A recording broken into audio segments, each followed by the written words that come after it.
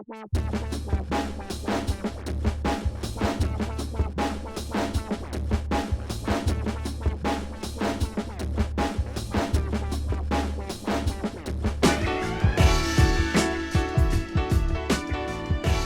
to the first episode of the SNARLcast about indie wargames and their design, coming to you from Snarling Badger Studios.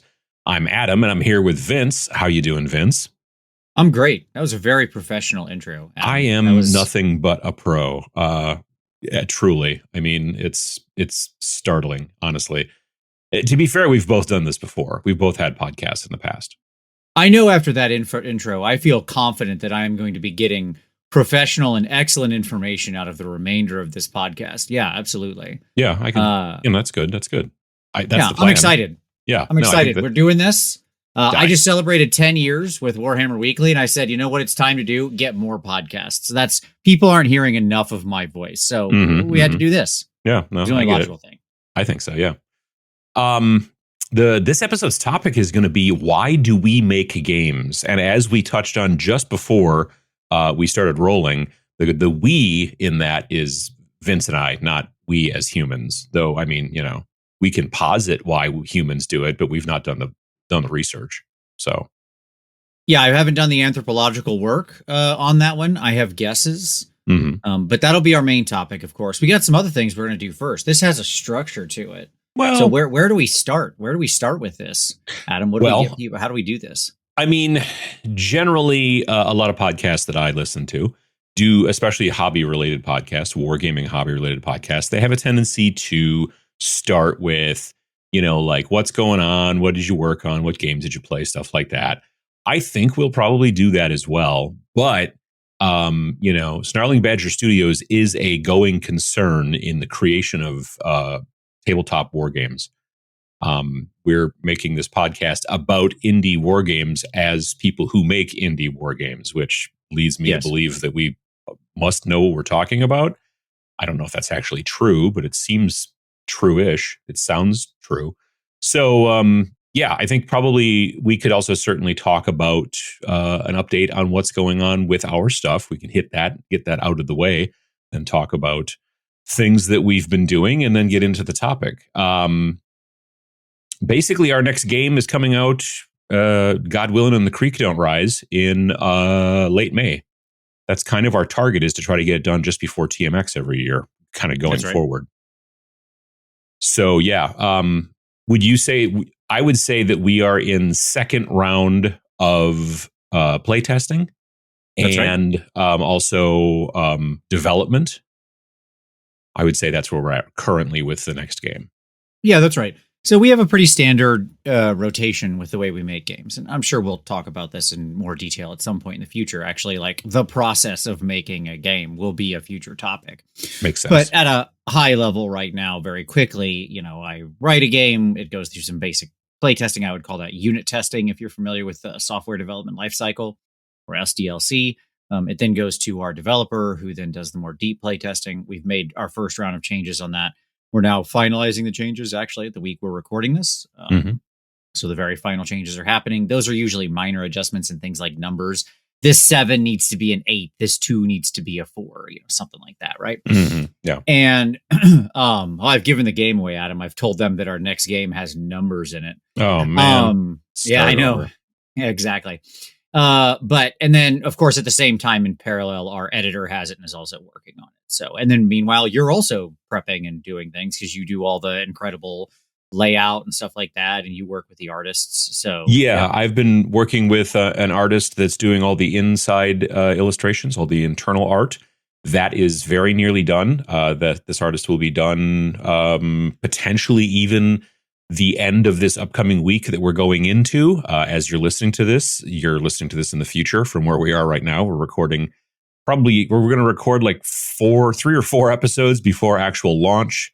After doing some research, we found out that that's actually the best way to make Apple Podcasts like you better or something. I don't know. It sounds like SEO shenanigans or whatever. But nonetheless, by the time you hear this, heck, you could be listening to this in 50 years from now. By the time you hear this, it'll we'll be further along. But the artist who's doing the cover as well is also in progress, and they will be not necessarily done this upcoming week, but that's okay. The cover is a separate file, honestly. So and personally, I end up building the majority of the inside portion of the game, doing all that layout and all that stuff.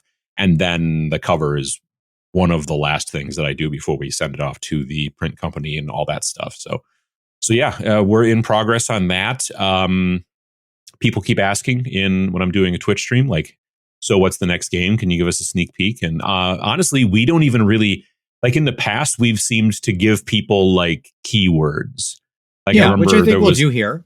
Yeah, we'll do here on the podcast. If you're a listener, you'll get. We haven't talked about what they are yet, honestly. We have not yet, not today, but stay tuned in the future. I'm teasing this for the future. We will tease more information here. Sure. Than I think we will generally on like our YouTube pages. So if you tune in weekly, you'll get the inside scoop. Every other weekly.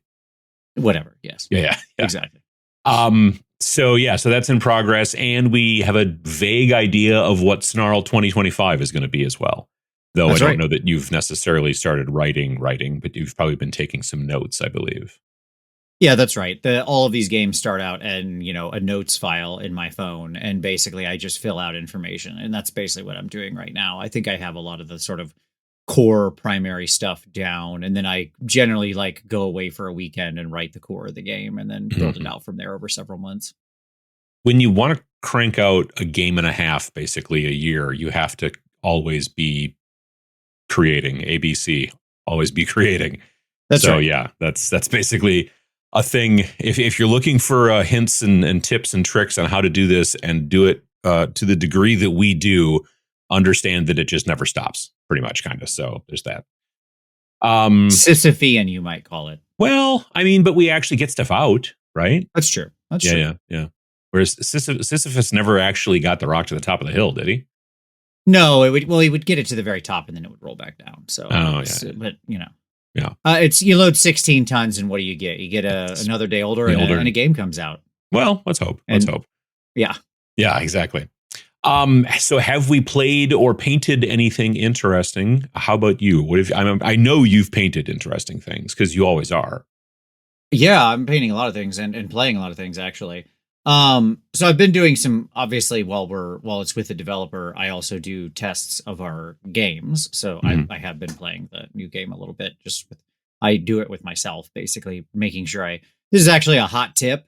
It sounds so obvious, but like a lot of people don't do it. When you're writing a game, you should actually play it yourself and like go through the steps of what you've written and make sure it's all there. Like force yourself to go through the entire creation process of whatever your, army or group or whatever thing you're creating is, and then play it, because you'll immediately spot things you missed when you do that. You will, but you'll also, other people will notice them as well. So, you got to have other people do it, but I'm saying you can do it too. Yeah. Hot tip number 2 is to hand it off to somebody else if you can and let them go through it. Years and years and years ago, the first ever game that I helped design was me and my friend Peter. We designed it, wrote everything, and then handed it to 2 friends of ours in college. And they went down to the lounge on that floor in Peter's dorm, and they were going to, play the game and then come back and tell us what they thought of it. And they were back in a couple of minutes. And we were like, what's the issue? They're like, how do you start and how do you win? And we're like, right. Oh, yeah, we should have wrote those parts. We did, because we just, it was just like, well, obvious, this is how you do it. We gave them the initiative and the combat and the movement rules and all that stuff, but never said, how do you start and how do you stop? So yeah, these are things that that's forest for the trees thing. And it's important to go down that road.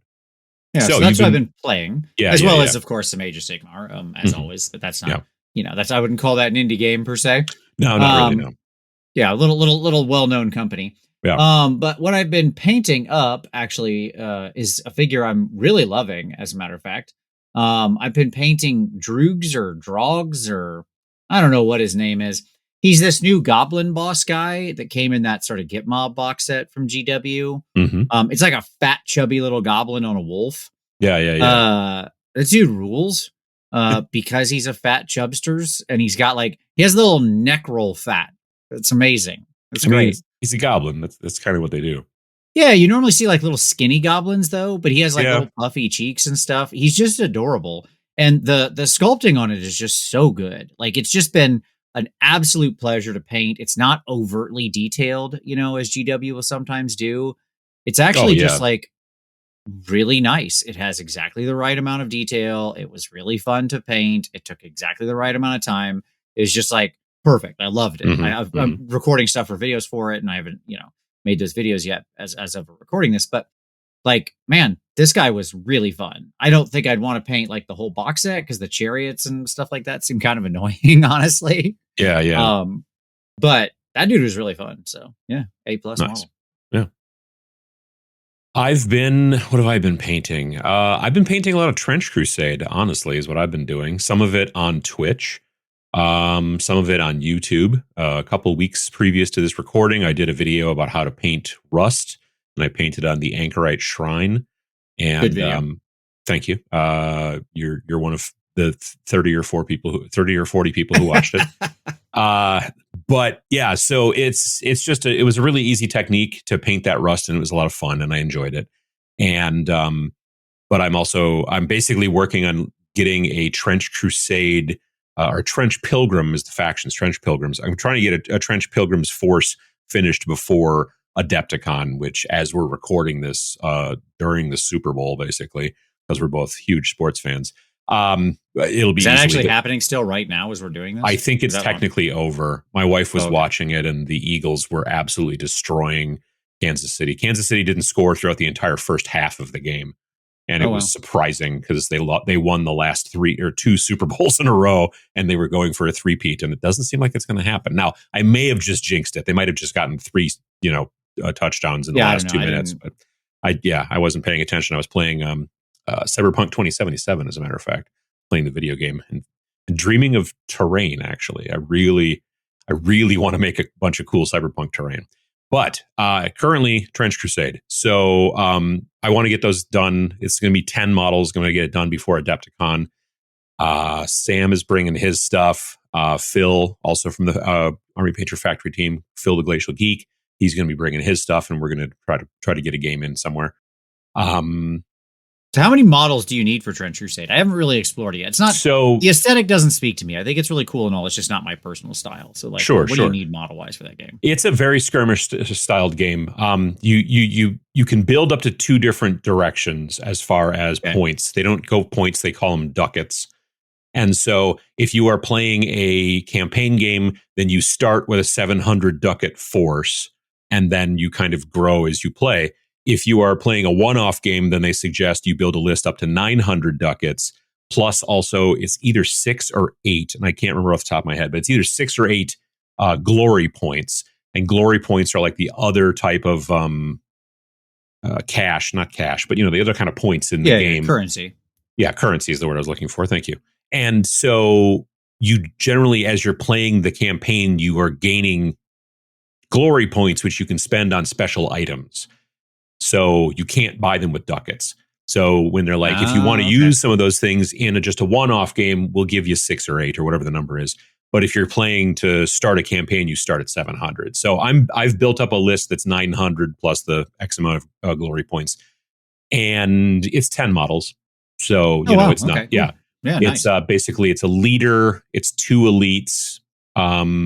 Maybe I can't remember if the Anchorite Shrine is an elite. But that guy's like 140 ducats by himself. And then I've got 2 of the Stigmatic Nuns and like 4 of the actual just regular Trench Pilgrim troops.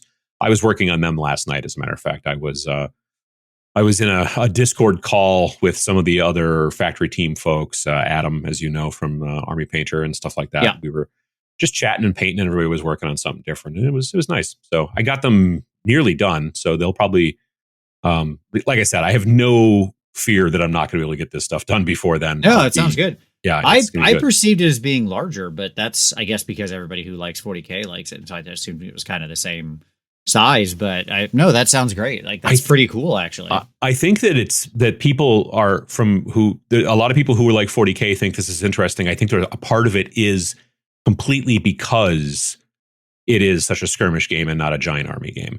Also, because Thomas Piernan is behind the rules. The rules are a very different thing than GW rules these days, as far as actual army construction. Instead of you're gonna take this figure, it gets 2 options for whatever. There are some models in the game that do that. That Anchorite Shrine can't carry a silenced pistol because he's the size of a dreadnought. That wouldn't make any sense. He comes with the stuff he comes with.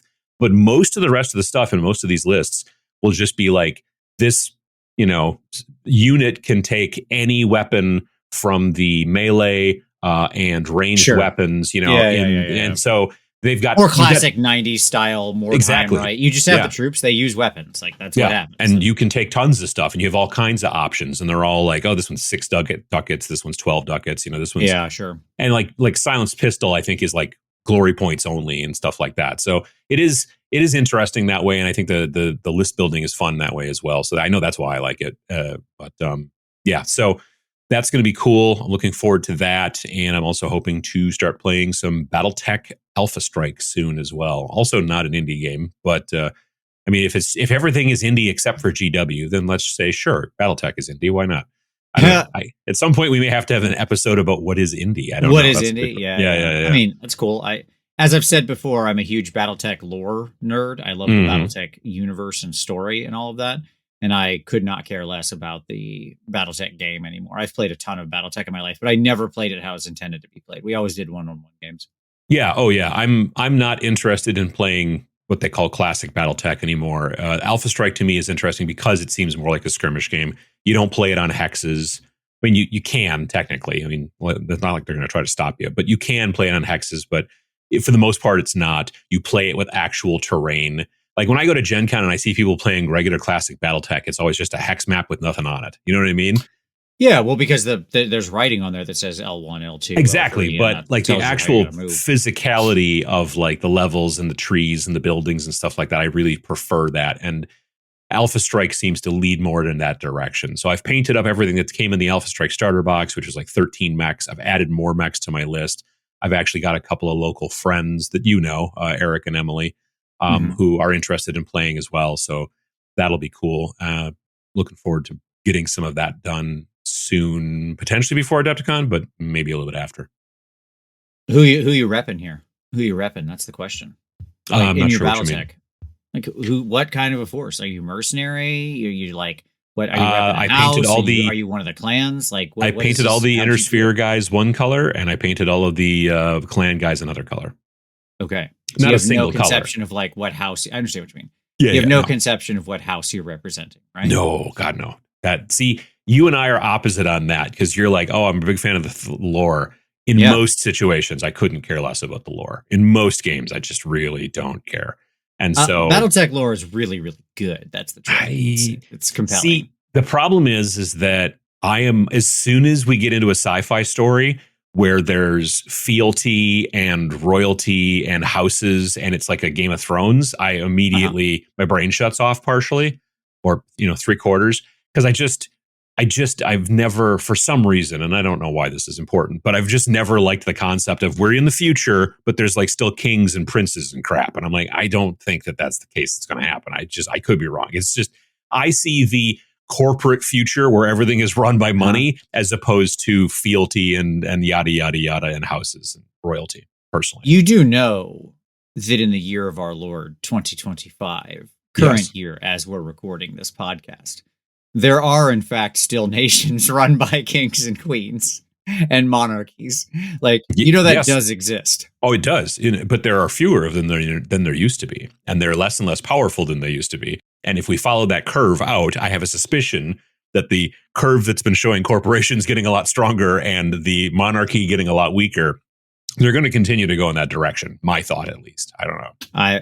Hey, you never know. Yeah, it's true, I suppose. This isn't our predict the future political podcast, but yeah, I mean, I think for me, they're just interesting avatars. Like there is companies and stuff in there as well. You've got Comstar and things like that. I just find the world fascinating. But anyways, the answer is rep the Draconis combine. They ruled. Okay. So there you go. There you go. That way you can roll out your Hatomato Chi. Sweet mech. So. You and I also disagree on whether or not mech should have hands or not. So there's they're supposed to have hands. Though the Hatomato Chi does not in its traditional 3250 variant does not have a right hand, I believe. I think it's right. How does it hold a sword? Well, it has one hand, but it doesn't hold a sword. Oh, okay. There is a variant of the Hatomaru that actually does carry a sword around, but the base model did not. That's crazy. Most BattleTech mechs don't carry melee weapons, with the exception of very famous ones like the Hatchet Man or stuff like that. Sure. I mean, honestly, if you were the Hatchet Man and you didn't have a hatchet, that'd be it would be weird. Yeah. Yeah. Yeah. So I think it's interesting to talk about the topic. This one starting as the beginning, like the first episode of this podcast about, making games because the podcast itself is not going to be just about making games. We will also going forward in the future, talk about some indie games that are out there and maybe, I don't want to say review them, but kind of maybe deep analyze them. Yeah. That kind of stuff, I think for sure. And hopefully at some point we'll also talk to some other designers. We technically have the ability to do that here with the system. I mean, Vince is in Ohio and I'm in Wisconsin, so we could bring in another person from wherever as long as the time works and everything like that. So there's that too. But for right now, this first episode is not going to be about why we podcast, because no one really cares. But maybe what they might care about is, why do we make games? Yeah. Like what? Yeah. Why do we do this? And again, Rain in Hell, which was our first title working together, for neither of us was it our first rodeo. That's right. Yeah, very brief history lesson, because nobody really cares, and I didn't want to talk about our history in this. Like, back in the year of 2004, like nobody cares. Exactly. Grandpa, okay, like whatever. But very brief history lesson just to set the foundation here. I have always been fascinated, obsessed with the idea of writing my own rules and games and stuff like that, going back many decades now. I started writing games and specifically rules for role-playing games and publishing them back in the mid 2000s, like 2004, I think was the first thing I ever published. And I wrote many books since then, yada, yada, yada. You also did the same going back to the 90s with making games and writing things. And we'd both kind of gotten away from it for a while. Yeah. And then, the pandemic happened or whatever. And you and I were talking and we said, well, let's do this. We're both stuck here. We got nothing to do. Let's take a crack at this. And you had this idea for these, demons fighting. And so we developed that idea, and that was Rain in Hell. Right. But it doesn't really, you can know the history of the thing, and it doesn't actually matter very much. To me, the interesting part is not that we did it. It's why we did it. That's why I wanted this to be the first episode. Right? I think it makes sense. Yeah. So, I mean, part of the answer of why we started our particular game and company and what we do was because we were trapped inside and bored in the pandemic and looking for a creative outlet. But that's not why we do this in general. I mean, I came up with the concept of Rain in Hell. It was two things. And this is the way I have a tendency to come up with game ideas. Number one, sometimes the title comes to me, and then that's literally, I'm like, oh, and then, and then other things kind of form around it, which is stupid and bad, but it's the way I seem to work. And honestly, Rain in Hell did just sort of pop into my head. And then I was like, well, it could be about demons fighting. And then I think sometime along that same time is when I thought about the idea of the titles. I didn't know how they were going to fight and what that was going to, but I did want them to be able to get titles as you went through a campaign game. So that stuck in my head. And then you were visiting Sam here in Wisconsin, and it was like 2019 or something. And I said to you, I've got this idea, because I knew you had a background in game design, and we sort of talked about it, and you were like, yeah, that sounds kind of interesting. And then March of 2020, and then everybody was stuck at home. And then at some point, I don't want to say maybe summer or even fall of 2020 is when I reached out and I was, hey, since we're not going anywhere, going to any conventions, Gen Con, Nova, Adepticon, whatever, do you want to do this? And then that's kind of where we started. So yeah, I mean, both of us have done this before. Both of us have had the creator bug. Both of us obviously make videos weekly and all that kind of stuff. I think that to do this type of thing, to make games or to make anything, you have to have that weird gene in you that makes it like that you want to create things. I mean, if it was a money-making venture, honestly, there are probably better ways to make money. There's 100 better ways we could spend our time. We could take all the time I do writing games, and I could be researching stocks and stuff like that and make way more money than what I'm making right now. This is more fun, though, I think. Yes, 100%. Yes. Yeah. And it's more fun for other people too. You know what I mean? Like spreads the fun around, hopefully, if you do it right. That's right. Yeah. Yeah, I mean, it's funny because I've always had that creative bug of making stuff. Same here. When I was very young, like when I got introduced to Magic the Gathering, after playing Magic for like a year, I was like, I want to make my own card game. And like I took little note cards and started making up my own little game and drawing, little pictures on them and stuff. Now I never did anything with it, but it was like that was the inspiration, right? That was the instinct from a very young age, right? Mm-hmm. But despite that, like I've always created games and liked making games. But I think that I don't see myself as a creative person or creative type. So it's a bit strange. What I mean by that is like when I say like, oh, they're a creative, you have this like image in your head, right? Mm-hmm. Or I do at least, I suppose. And I'm not that thing. Like I don't fit that mold in my own head. It's weird to say. Is it a person wearing a beret? Absolutely. Yes. Yeah, yes, yeah. Of course. Yeah. Having a little coffee at a sidewalk cafe, just judging people. I do like doing that. Writing in a notebook. Yeah. In a small notebook. Yes. Yeah. No, what I mean is like, my intro to my hobby videos is a clip of John calling me the technomancer, right? And I think that is how I approach these things. Like I like what's interesting to me about making a game is it's a puzzle, right? You start with some kernel of an idea, and then you have to figure out a bunch of solutions to how to make that game fun, engaging, interesting, compelling, unique, different, and an experience that people will want to come back to, will play once, will replay multiple times, will find value in and draw psychological utility from, and that all the while fits whatever your core concept is, right? Like what we've talked before about how we start with guiding principles. Again, we'll do a whole future episode on game design, but so you have to like, that's effectively a big giant puzzle. And I do love puzzles. Like I like trying to solve things, reverse engineer things, figure things out. And so for me, sort of cracking, how to do this thing is interesting. I'll make this real through example.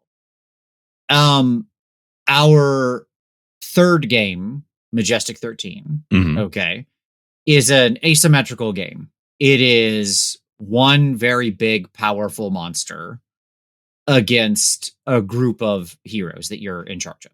A team of 5. Yes.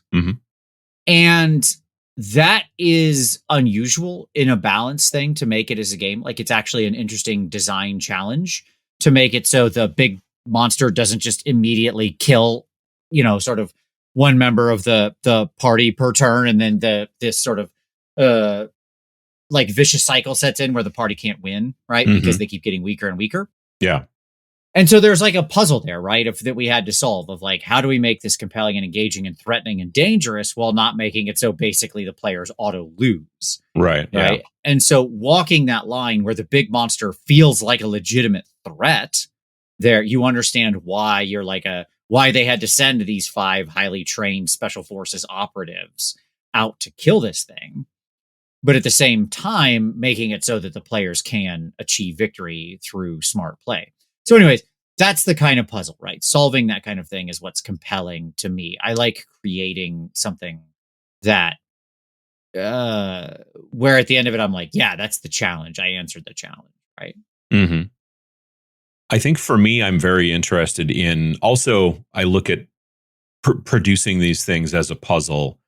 The puzzle starts, unlike a regular puzzle, like puzzle pieces on the piece on your whatever on your card table in the den where you're putting the puzzle together.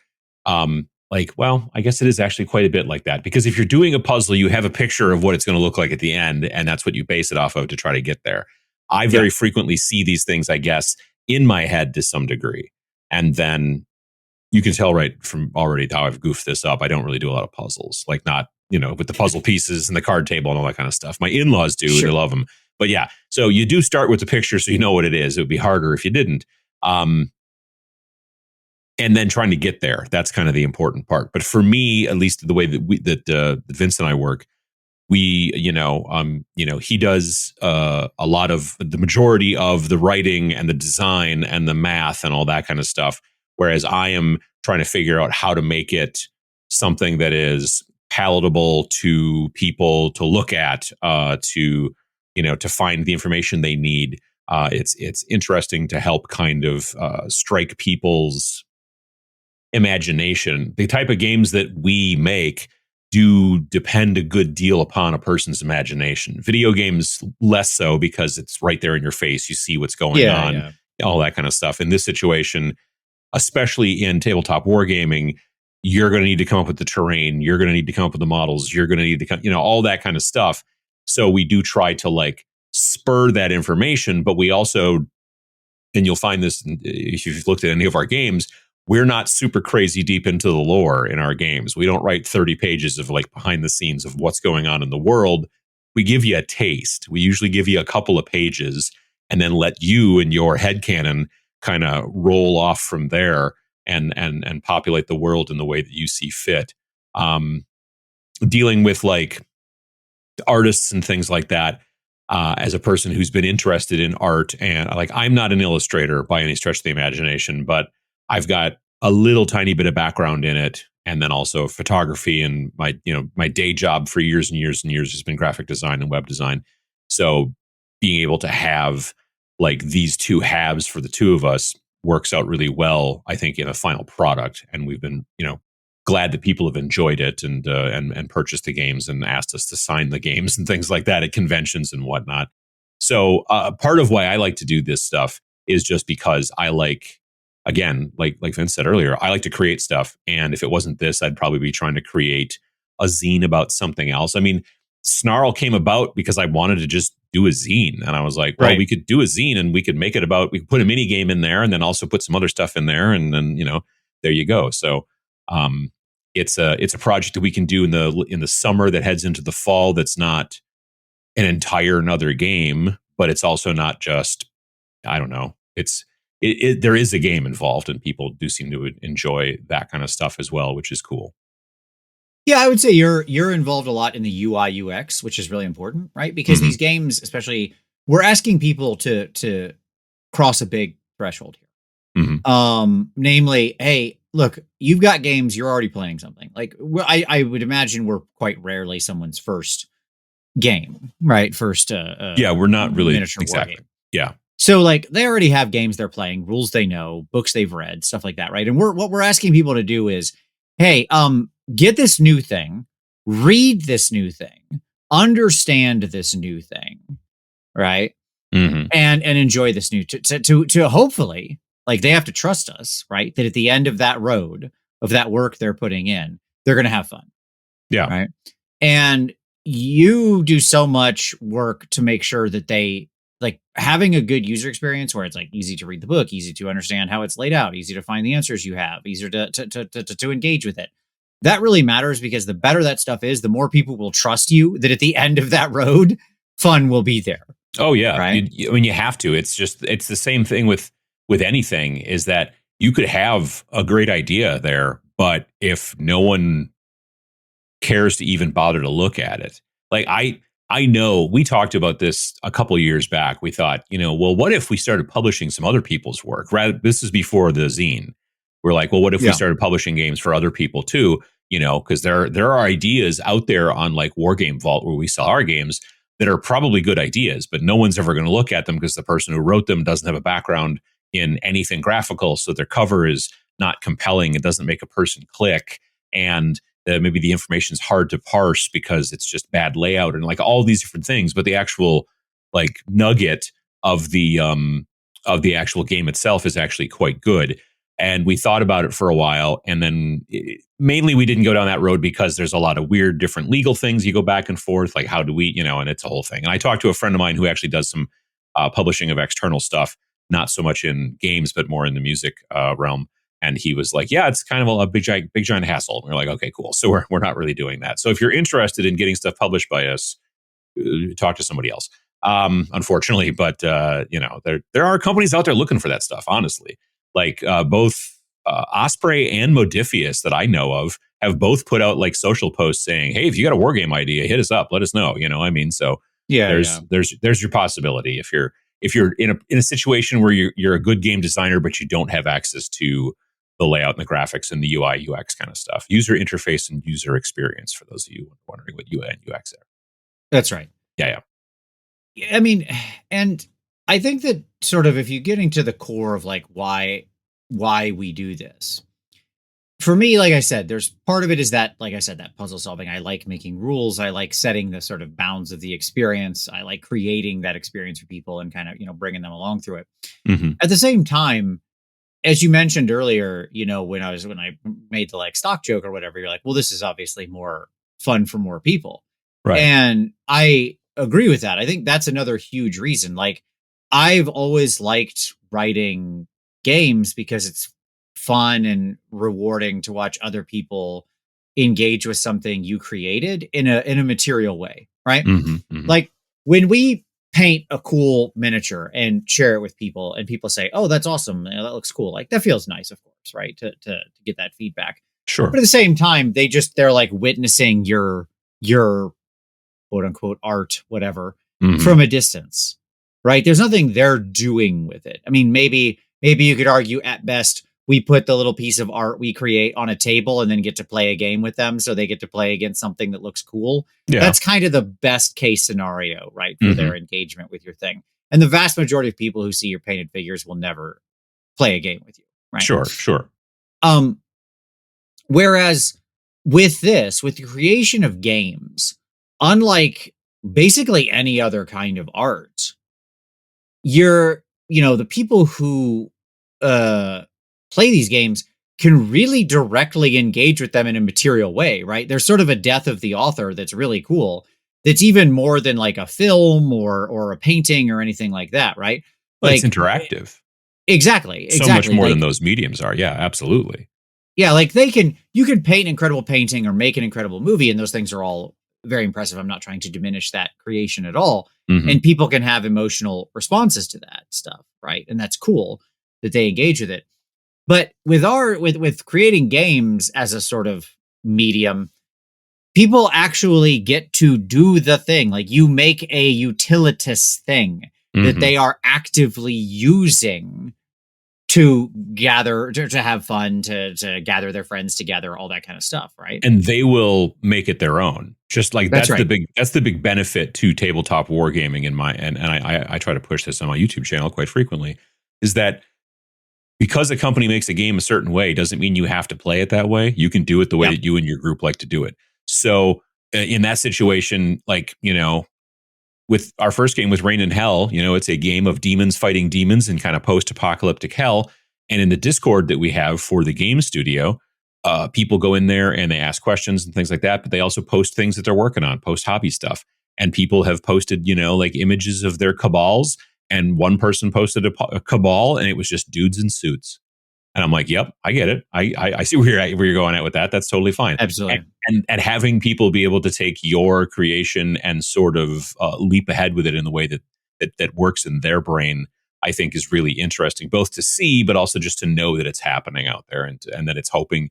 Like, I think that the creativity that we bring to the games, and not just we, but to anybody, people who make games, the creativity that's brought to the game it helps to magnify creativity in the people who hopefully end up playing the game. Yeah, and that's also why we make different games. Mm-hmm. So this has been another question, right? So like, I think a lot of people who make games or want to make games, one of the things that'll often happen is they'll kind of get one idea in their head and they'll just kind of go with that. Like that's their game they want to make. Like they kind of want to operate in that sort of Games Workshop mold. Sure, it becomes an ecosystem. If you will. They want to try to make it into an ecosystem and make it be the game that you play. Yeah, and I have no problem with that. Again, like if that's what compels you, cool.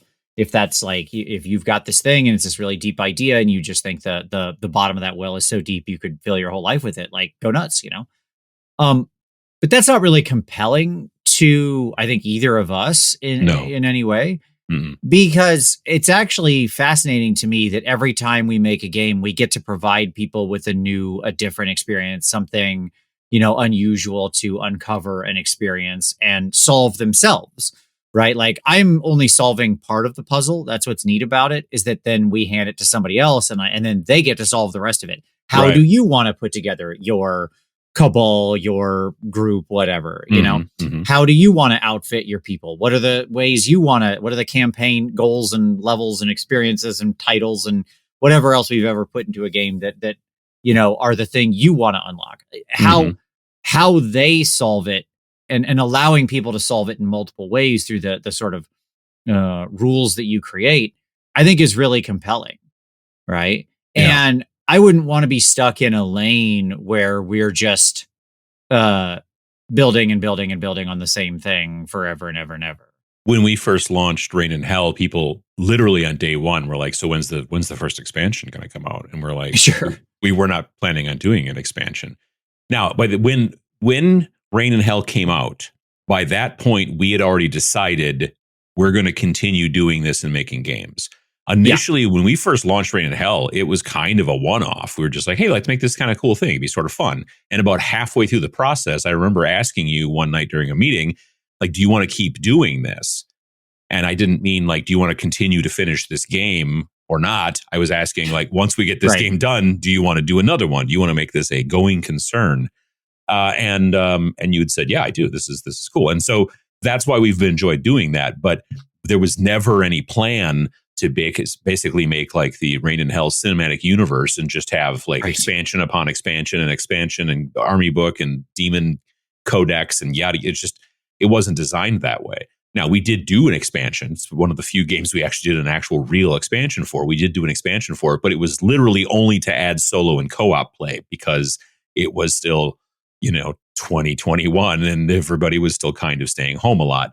And we hadn't thought of it when we first designed the game originally. Now, since then, all of our other games, all of our other regular spring games, the big ones, have all had co-op and solo built into them as well, so that you can kind of go down that road. And we're seeing solo and co-op becoming a bigger thing. I mean, even the newest edition of Kill Team from Games Workshop's got solo and co-op mode in it, which I still think it's exactly directly personally because of us, no other reason. But I could be wrong.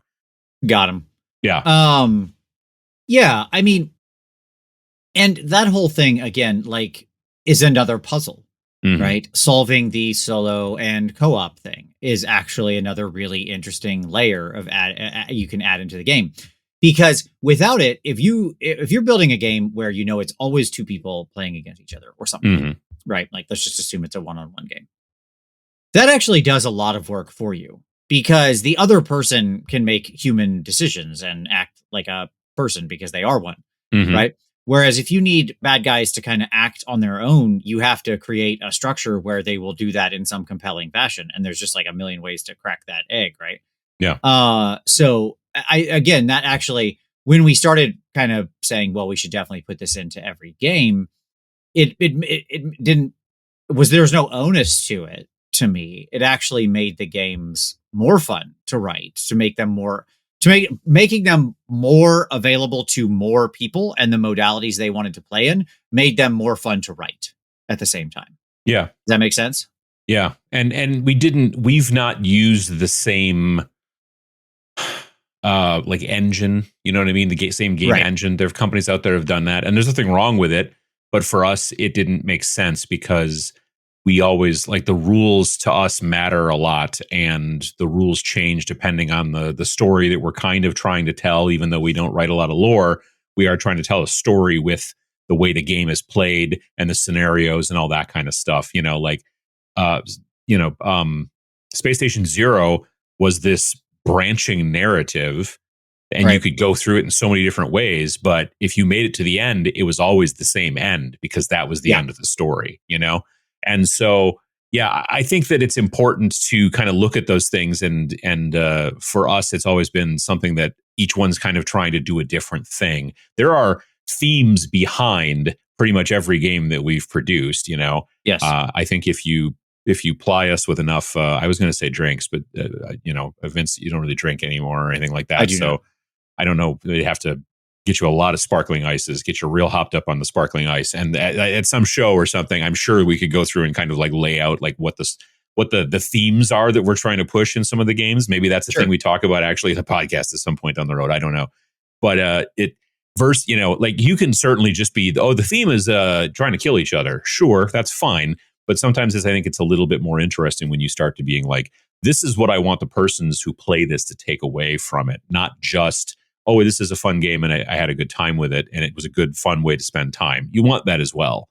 But you also maybe want to kind of teach them something a little bit if possible, Yeah. Well, okay. So this is an interesting line I want to just talk through here Mm-hmm. for quickly, which is neither of us are, as we kind of made jokes about earlier with talking about Battletech, neither of us are really lore nerds. I mean, like, again, other than my Battletech obsession. Sure. And like, we're just not. It does not. I'm not a novelist. I didn't get into making war games to like write a whole world in some detailed, great way and like give you all this lore. Every time I come across an indie skirmish game that's got 30 pages of lore at the beginning, I always think maybe you should have just written a novel. It probably would have been quicker. That's somebody who wants to be in fiction, right? Exactly. And that's fine. Again, nothing wrong with it. Like, Yeah. write what you want to write. But it feels like the wrong medium. So to me, but we both love good rules, and both of us believe that good rules, compelling rules, lead to emergent storytelling. Absolutely. Right? I think that is ultimately the sort of core of how you and I operate. We give enough lore so people understand the world, the theme, the point, like, why are my people here? Why are they doing what they're doing? What's my motivation? Right? Yeah, That kind of thing. Exactly. They get that. That's there. That's solved. And then from there, the rules themselves and the way they're structured and built and the way you play and engage with the game, again, whether you're doing it skirmish against your best friend or just like solo or co-op, what, it doesn't matter. What's going to happen is there will become emergent storytelling as you create your own lore and narrative in that shell of a world that we've made. And to me, that's much more compelling and memorable and stuff like that than whatever I write on the page, right? If I introduce you to Sally Jones, the ultimate butt kicker of Section 17, who's just like this super cool person, who cares? It's not, Sally isn't in your game, right? Whatever I want to know your hero story, your journey, your characters, your things you create. I think that sometimes the games that we're writing, and because we design them, you can play them one-off, but they're also all designed for the most part to be at least some sort of form of campaign play, some sort of narrative over time. Even the like Tanks for the Apocalypse and the Great Goblin Argle Bargle, both for the micro games in Snarl, they don't have single player or co-op, but they do have a limited amount of like kind of campaign style play. You're playing it in a series of games, and then you're hopefully, picking up experience and things like that. But our games do straddle a line in some situations a little bit with a role playing game. And when I say that, I don't necessarily mean like a tabletop pen and paper type role playing game. I feel like our games have a tendency to edge a little bit more into video game role playing games where you're getting experience and you're giving yourself some, new equipment and some new stats and that kind of stuff, which is landmark of like a, Fallout series of games or Skyrim or whatever, that kind of stuff. But it's not really about like you go and talk to the tavern owner to find out what's going on in town. That stuff is basically kind of implied in more situations than not in the actual scenarios. And that's not something for your group to like necessarily steer. You're going to do the scenario, but when you live through it and whatnot, then you get to go, well, this guy's going to get this weapon and this guy's going to get this new, a bump in strength or whatever. And then that's you being engaged in your little guys on the tabletop. And that's, I think, more interesting than, at least for me specifically, it's more interesting than many types of games where it's just like, I have a bunch of soldiers and they're going to try to kill each other, Absolutely. I mean, I despite how much Age of Sigmar I play that as like sort of my one-on-one, there's no connection game to game kind of thing. Mm-hmm. Even that game, I prefer to play it when there's an interesting, ongoing, evolving story. With most of the games I like games, that go back. You mentioned Tomas earlier, who was one of the co-designers, sort of Mordheim. Yeah. And, I just find games where there's some kind of campaign experience where then, we created a thing. Now we're empowering the players to also create a thing. Exactly. They're throughout the entire process. Their warband or crew or cabal, whatever, their minis and what they do. That's why we do mini agnostic stuff. And then eventually their story, their weapons, their way they're equipped, the way that they play, that kind of thing. I want to empower them to create all that stuff, right? That's what's compelling to me. Because I think watching your group that you did evolve over a campaign is just actually interesting. There's going to be ups, there's going to be downs, that kind of stuff. Life isn't this series of like intermissions or just individual moments, interregnums, whatever. Right? It's we ourselves are on a connected journey. It's more interesting when the games we play are as well. Yeah, no, I agree, and I think that's a big reason of like why we do like to make these games, because we like to create, and we're we like to keep busy. I guess let's say that, and also because we like to be able to make things that allow people to play these games and have a good time. I talked to a lot of people. I did a YouTube video just recently about why some people are getting out of the hobby, and why some people in general get out of the hobby. And a lot of the people in the comments are like, I just don't play that much anymore. I just have a tendency to paint. And it's because the games that are out there, they just aren't interested in. So, if we can write something that allows them to use their model, collection and have some fun with it, whether it's a solo game or a co-op game with a spouse or a friend who's not necessarily into tabletop wargaming. Like the whole concept of the versus thing really implies that both of you have to your stuff together to some degree. Like you kind of, unless you were completely teaching somebody and just letting them use your models and let's sit down and play, but you're still fighting against each other. And that other person is always kind of like, I don't know what I'm doing. I'm going to lose. And but when you're both playing the same team and that's a great way to teach people. And if you got nobody to play with at all, solo's awesome as well. And so, yeah, it's very interesting to see how many people that I saw in the comments just over the last weekend, they're also just like, yeah, no, solo is really, really interesting to me. And I'm looking for more of that. So I don't know. I think we're going to keep making it probably. 100%. I think that's why we create games. I mean, did we hit it? Is there anything else you want to touch on? I think that's everything. I think it's also the money and the fame. Oh, sure. Yeah. Yeah. I mean, there's that too. Yeah. Oof. So much of both of those things. Oh my gosh. It's just like it's like a landslide. Yeah.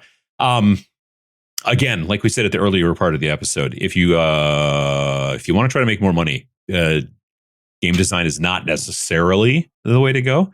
I'm not saying that it's impossible, but it is not, there's the old joke in the industry that's been going around for years about, so how do you make a small fortune in the tabletop gaming industry? And the answer is you start with a large fortune. Right. And so, I mean, that's a thing as well. But, I was going to just say, so what do you think? Put it in the comments below. But technically, like with a podcast, that's not really a thing. You know what I mean? Yeah, we didn't discuss in all of our prep. We didn't discuss how we're going to end this. Yeah, no, we should have done that. That would have been a good idea. This is the first issue or episode. I got to get that's right. So people get to learn with like you're coming along on this journey with us. You get to watch us grow here. I mean, the way I think we would end it would be something like, hey, since this is a podcast, you should rate it and review it and share it. Oh yeah, definitely those things. Yeah, I've heard that. You should definitely do all of those and tell your friends about it. That's very helpful. Apple Podcasts, Adam and I are going to be doing iTunes, this going something forward. like that. Yeah, wherever you get your podcasts, go ahead and give us ratings and reviews and say it's awesome. Yeah, if you thought it was awesome. I don't know. Yeah, I agree. Yeah, and so we'll be. The idea is that we're going to do these every 2 weeks. Like I said, we're going to have 3 or 4 of them all launch pretty much at the same time. And our current target, if everything works out, is just before Adepticon is when we're going to launch these. So if you are listening to these, you're probably listening to them either during or post Adepticon. And then after that, it'll be kind of a every 2 week thing. So we'll probably figure out an outro that'll make sense in the future. But, baby steps at this point. I think that sounds great. Yeah. Well, hey, thank you. Thank you, Adam. Thank you, everybody, for listening. This is really fun. And look forward to chatting with you next time. All right. Well, we'll see you in the next one. I mean, you'll hear us. We won't see you, but you know what I'm saying. And at some point, we'll figure out an outro. It'll be great. Bye.